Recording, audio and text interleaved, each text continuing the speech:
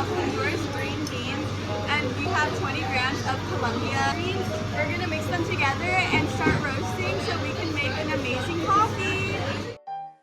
Our original settings were very different. We had our fan set at 8, our power at 9, and our time also at 8 minutes.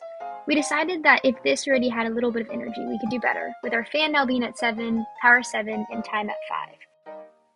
Our roast ended up using 0.17 kilowatt hours, but for our contest, we used 0.148 kilowatt hours because we didn't use all of the beans. The temperature of the water started out as 30 degrees Celsius, and we heated it up to 94 degrees Celsius.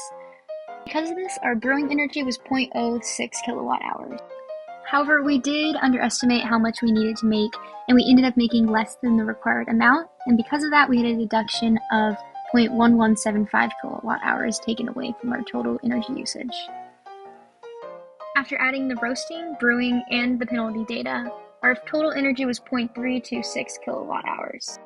When we were blind taste testing our own coffee, we rated ourselves okay. Our lowest score that we gave out was a 0, and our highest was a 40, so a score of a 28 wasn't too bad. But overall, we thought that our coffee had a pretty good fragrance with 9, but very bad aftertaste and balance with very low scores on that. Because our coffee was a dark roast, it tasted pretty nutty and also chocolatey, but it was a bit too sour.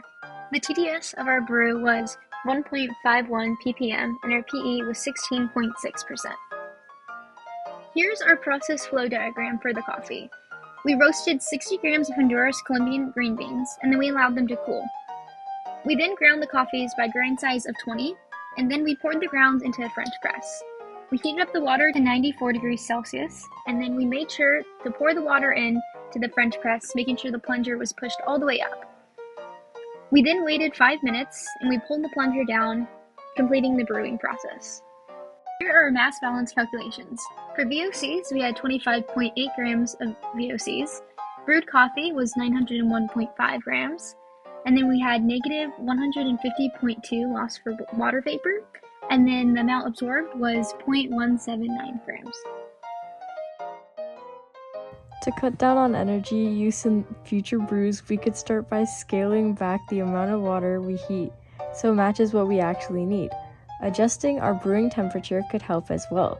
Using slightly cooler water and compensating with a longer brew time would still give us a solid extraction without requiring as much heat.